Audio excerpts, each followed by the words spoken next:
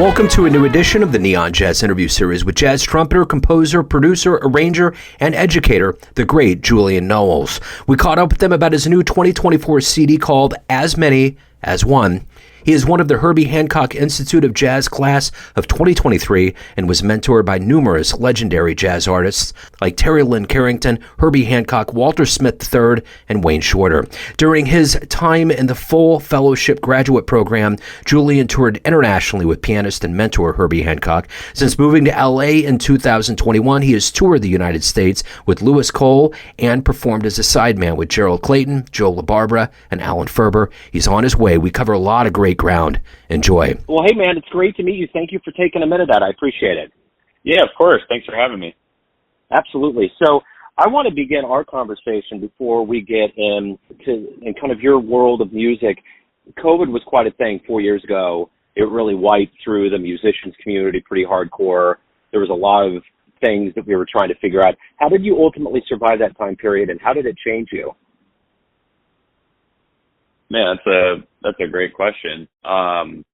It's funny because now, that's over 4 years ago. So it almost feels like then and everything since then or before then is kind of a different lifetime in a way. So at the time I was still living in Reno, Nevada, and I had graduated from college the year before. So I was not in school and I was working a retail job and, I was living in a house in Reno, Nevada and just trying to figure out what I was going to do next. But the world kind of shut down, but it presented an opportunity for me to kind of take some real time to just kind of look inward and not only, as a musician, but just as a human and, reminded me that life was very precious. I mean, I one of the friends that I was living with, he's one of my best friends. And I was living with at the time during COVID. His stepmom actually passed away due to COVID. And so it was really dark and in a lot of ways that pandemic was really, prevalent in my life. But at the same time too, I was living in Reno, and before then I had lived in another town with not a huge music scene. So I hadn't really experienced, a vibrant music scene yet, like LA or New York, as a resident.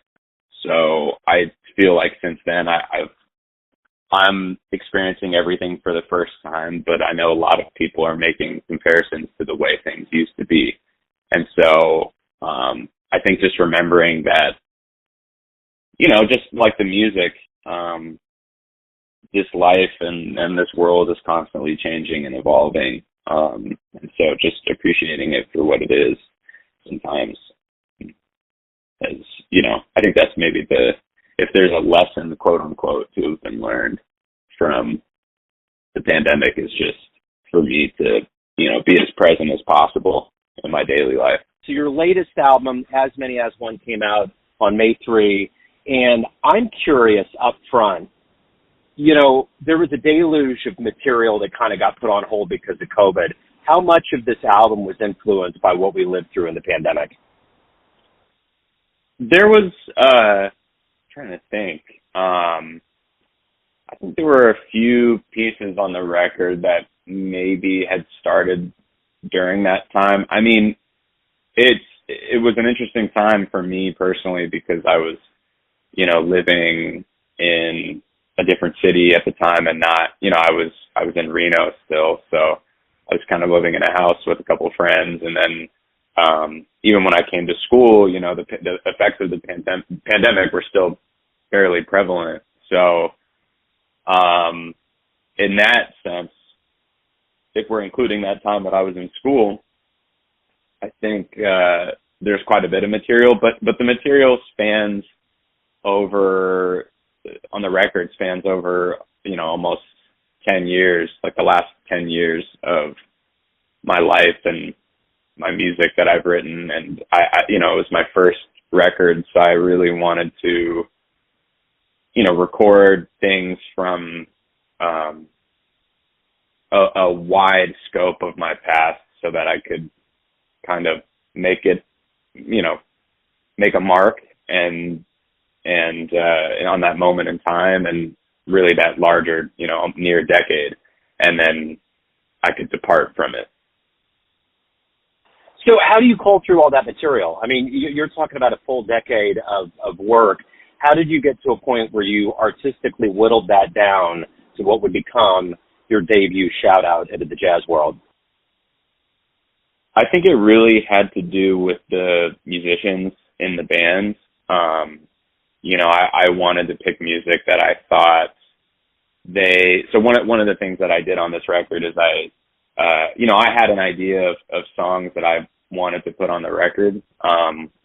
But in order to round it out, I asked every one of my classmates, because they had played all my music a bunch, all the classmates that were in the band, which were 3 of the members. I asked each of them, if you could pick one song to be on this record that you've played of mine, what would it be? And they each, it wasn't very official, like it was like, then it'll be on the record, but I just, they each gave their answers, and I just kind of took note of that. And because as a composer and a band leader, I think for me, one of the most important things is giving my band members an entry point, and just for them to feel comfortable and enjoy themselves and feel like they can give something to the music that's, honest and pure, because I'm hiring them for who they are, not for what I want them to be. So I guess at the end of the day, what do you ultimately, did you feel the pressure of this being a debut? I know that's a big deal. It's your initial journey into the world of music, more specifically jazz, obviously. Was there any added pressure with this that went into making this recording? That honestly, I think I was telling myself that there needed to be, but really I didn't feel the pressure. I just, the music, we had played that music so much, and it was very well rehearsed and, and workshopped. And I think it had gotten to a point.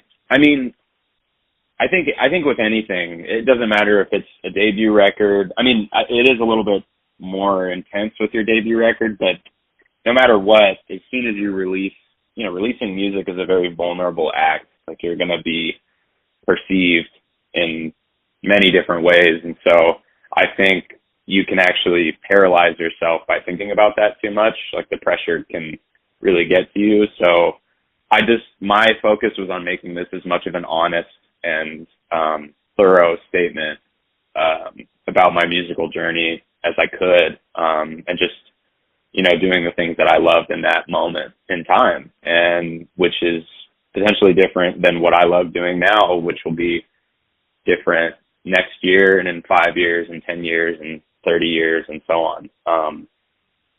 So I don't know if there was pressure for me. There's definitely a lot of people that I look up to who have released albums, that have impacted me, and I hope, I can only hope that some people, feel moved by this music. But I can't forge or fabricate that effect or response, because then it becomes fake and invalid. So I really just tried to be there with my music, like my band and my fellow musicians, and just enjoy that time and just make honest music. The one thing I want to hone in on a little bit is the fact that you were going to school, even during that pandemic time. And I think, from my perspective, I really amped up a lot of interviews during that pandemic era. and a lot of people were leaving big cities. There was questions as to what was going to happen with the future of jazz, but it seems as though with your release and a lot of other debuts that are coming out, that jazz is as strong as it's ever been, if not stronger. What's your beat on that?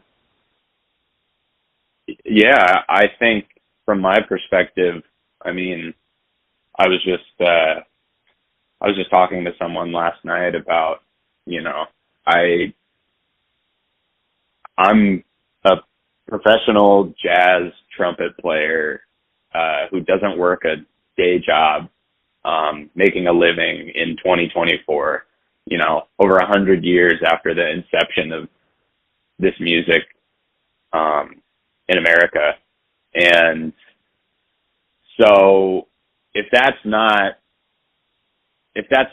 you know, prevalent, or if that's not good, I don't know what is, because I have to consider myself really lucky, and I'm not even that's just the tip of the iceberg. I have so many friends who are doing so well and so many different things. And, I think this music, the thing that has kept it alive for so long, is its willingness and necessity to change and evolve, and kind of assimilate with and borrow from other, quote unquote genres and other, present artists and styles and art and, and pop culture and things like that. So, I don't know, maybe the word jazz as we know it, I think some people can argue their points to it, because that word has a very rich and convoluted spider web of meaning beneath it. But I think as long as, the spirit of this music in terms of adapting and changing, which is really the spirit of improvisation, I think as long as that is alive, the spirit of this music is not going anywhere. So at the end of the day, what are you ultimately hoping the listener gets from this debut album of yours? I guess I just hope that they feel something. Whatever that might be is entirely up to them. Like I said before, I don't want to force a narrative onto anyone. I think I'm just giving them a glimpse into my world, my band's world, and whatever people decide they feel is entirely up to them. I think that's what's so great about this music. Is you can interpret it in a lot of different ways. As long as they feel something, I think the greatest compliment you can ever get is moving someone to tears with your music. I think if it makes someone feel an emotion, or if it makes someone remember someone from their past, or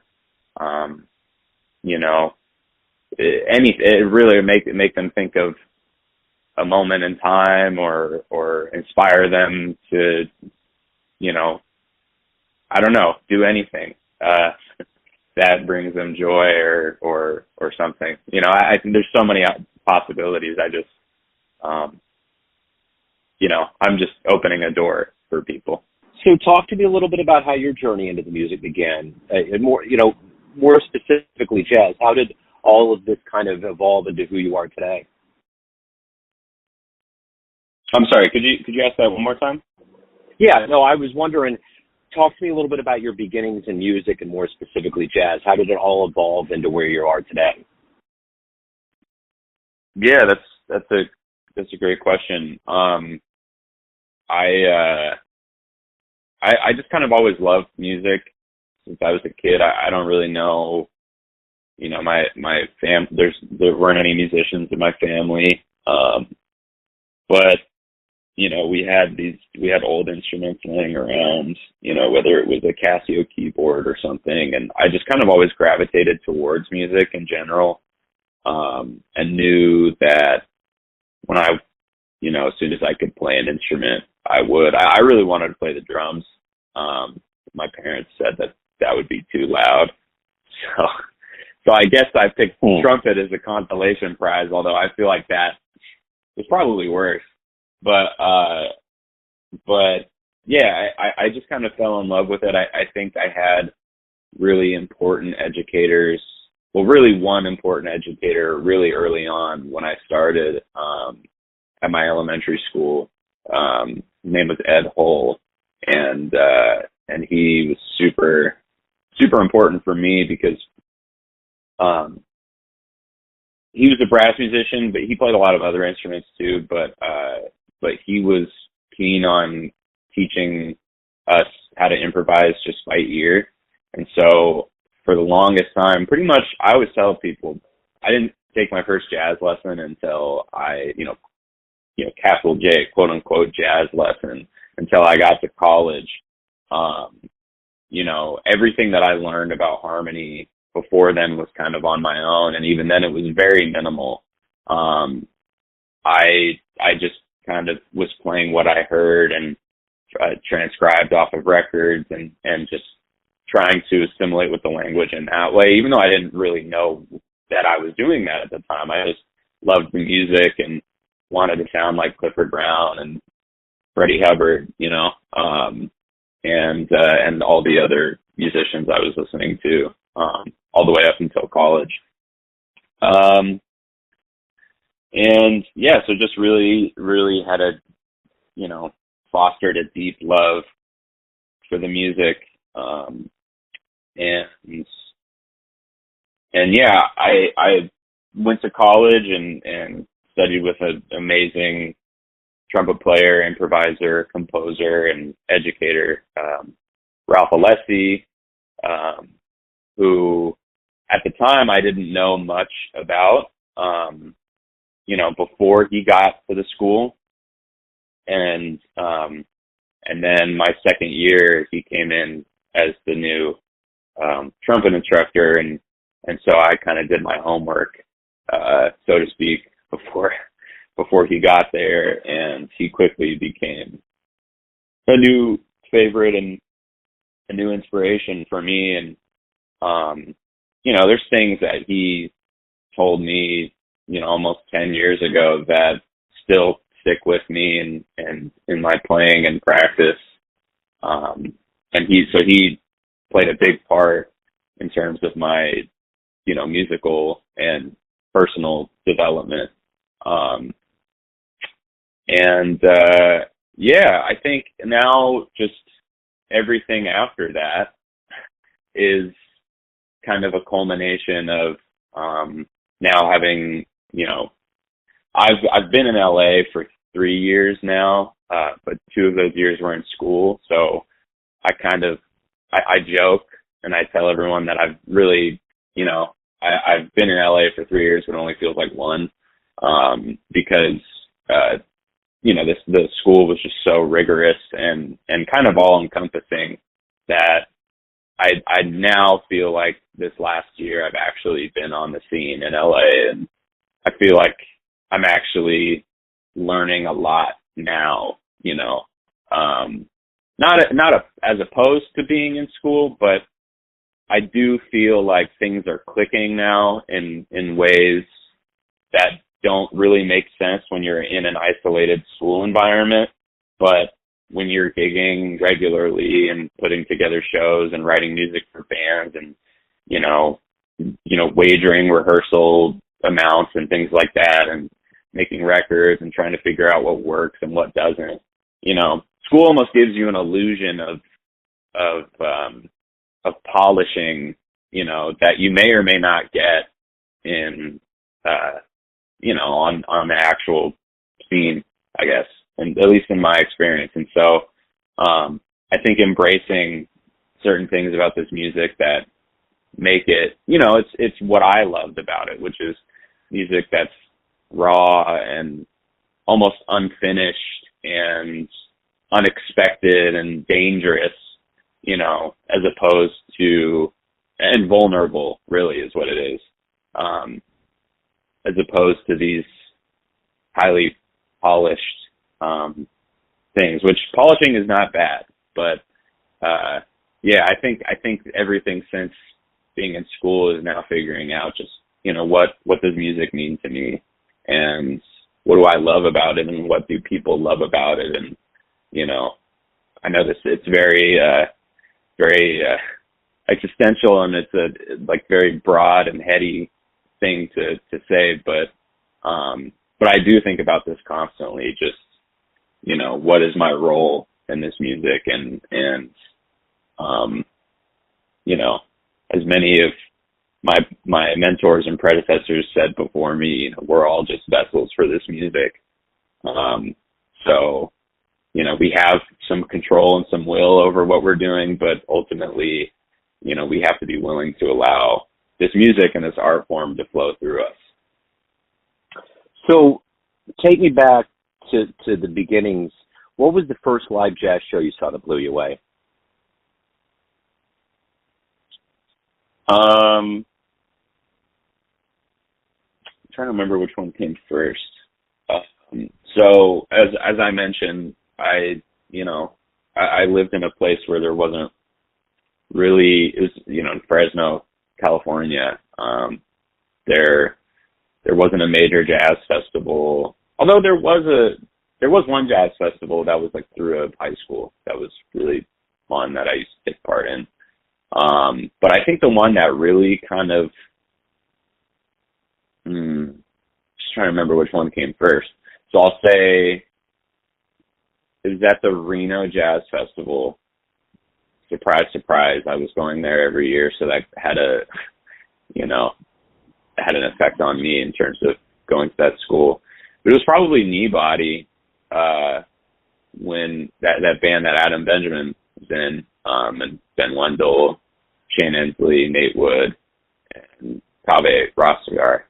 Because at the time I was listening to that band a lot, and it was a mix of that band and Gerald Clayton, Life Forum. That was those were my first two album purchases back when, people were still buying CDs, and I ordered those two CDs, and then I got to see one of those bands play live. And I just remember, first of all, that was when the Reno Jazz Festival used to pack their basketball stadium with all of these high school kids and parents, almost 10,000 people in an audience, and set up this stage in the court that kind of made it feel like you were at a rock concert.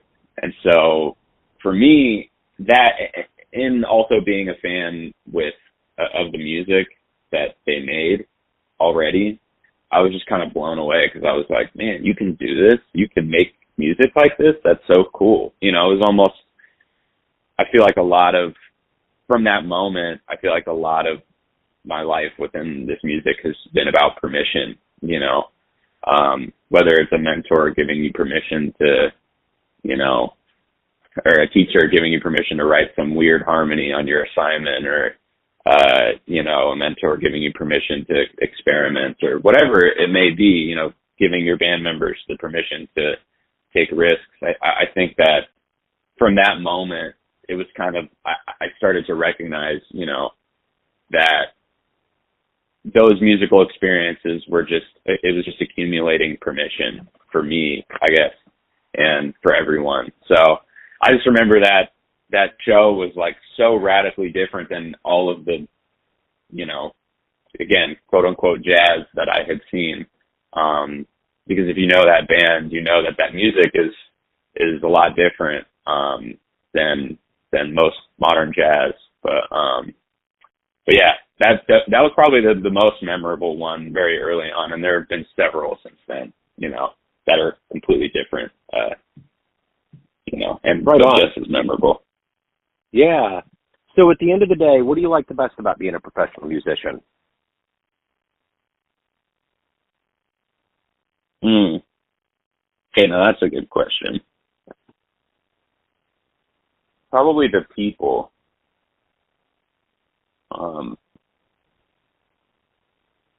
Because I literally get to make music with, my best friends and, people who understand and live compassion and vulnerability and honesty and,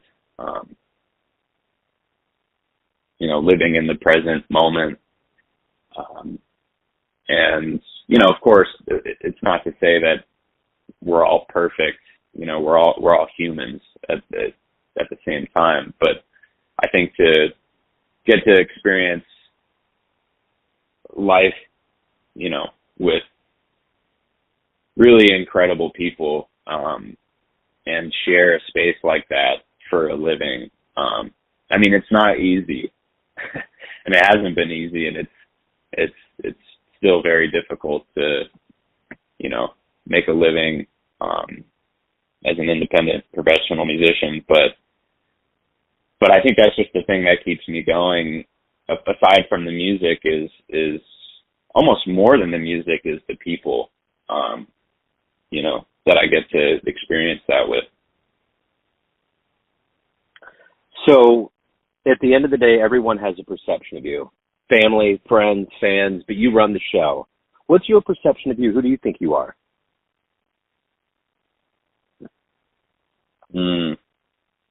It's also a good question. I think that's what I'm trying to figure out. And I think, I don't know if I'll ever have that answer. But I think the point of this, like, music and me making this music and composing my life, is to maybe figure that out. And I don't know, every time I think I know who I am, I'm faced with a different reality. So, and I'm always changing, and, I also, to be perceived is a very prevalent thing nowadays, especially because of social media. And I can feel myself resisting that temptation. I don't really post a lot, and unless I have gigs or, things that really mean a lot to me. So where's the best place to pick up this album if they want to support you or see you play live? Any of the good business going on with your life, where can they go? Including Bandcamp. You can get it anywhere you listen to music. I just released my own debut record about a month or two ago, and it's called As Many as One, and I was really proud of that record, and so people want to check that out. That's also on Bandcamp and digital streaming platforms. It was released on Biophilia Records, an amazing record label based in Harlem, run by this incredible piano player, Fabian Almazan. I also just was also on another release by this alto saxophonist and one of my best friends, Devin Daniels. We did a live record at Sam First that's called Let's Go, which I don't know if it's available on streaming right now. I think you can purchase it through Sam First Bar or samfirstrecords.com, either one. And you'll get the digital downloads for it. And that was an amazing record. That was with, some of my closest friends in LA, Chris Fishman and Jermaine Paul and Benjamin Ring and Devin, obviously. And, just recording some more albums this summer. one with Devin, and just recently recorded another project of mine, releasing that soon. I keep my website updated with my performance dates. I do a weekly residency at this place called the York in Highland Park, which is every Wednesday. We do a house set out front, and then it's open for a jam session, and it's all ages. It's a free jam session too, and a free show. And you can, if you're over 21, get drinks. If you're all ages, you can get food there too. It's a great vibe. And some amazing musicians come through. Some of my favorite musicians to play with somehow agree to to do this with me, and it's a different house band every week. Really some of my favorite musicians have played this with me: Paul Cornish, Nicole McCabe, Jonathan Pinson, Justin Brown, David Binney, and all of the other names that I've mentioned before already. So yeah. Right on. Julien, this has been wonderful, man. Thank you for your story. Thanks for talking about your project. Best of luck with everything. I look forward to spinning it on Neon Jazz. All right. Thank you so much. Thanks for listening and tuning into another Neon Jazz interview, where we give you a bit of insight into the finest players and minds in LA, Kansas City, and spots all over the world, giving fans all that jazz. If you want to hear more Neon Jazz interviews, you can find us on Spotify and Apple Podcasts. Subscribe to us at YouTube, and for everything Neon Jazz, go to theneonjazz.blogspot.com. Until next time, enjoy the jazz, my friends.